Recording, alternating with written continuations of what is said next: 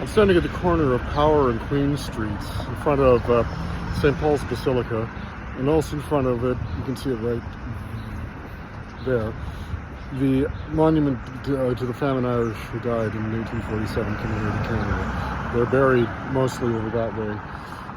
I'll get to that shortly enough. The monument here, among other things, has a picture of Michael Power, and Power Street is named after him.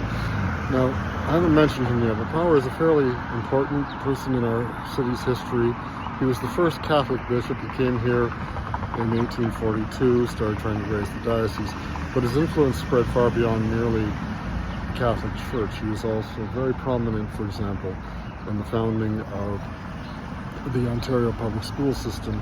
He worked with two other churchmen, an Anglican by the name of John Strong and a Methodist by the name of Edgerton Ryerson, to establish the first public school board in what is now Canada. And of the three men, the two Protestants chose the Catholic Michael Power to be the first chairman of the board. Now, this is fairly typical of Power. He rarely sought confrontation. He tried to use influence rather than direct control or direct power, and he tried to be conciliatory in his dealings with people of other faiths or sex. What he's most famous for, though, is his actions during the summer of 1847 when the famine Irish arrived in Toronto en masse. I love this place. When the famine Irish arrived in Toronto en masse, they were sick, they were starving. He used all his power and all his influence to try and get some help for these people.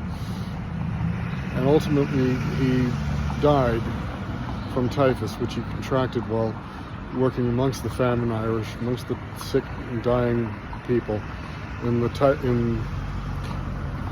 fever sheds on the site of Toronto's first public hospital. Oddly enough, for a man it's that important, we're not entirely certain what he looked like. There are three portraits of him, which are remarkable in that none of them look anything alike.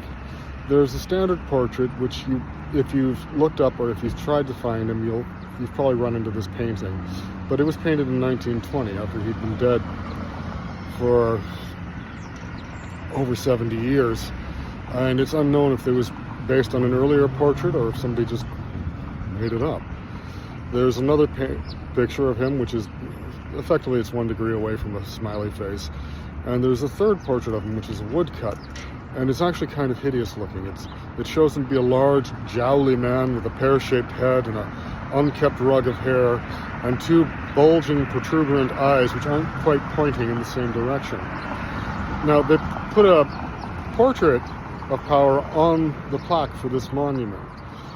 And it was that woodcut that they used as the basis of his picture. You can see if I can turn it around and get a good look at it. Oh, crap. All right, see? Yeah.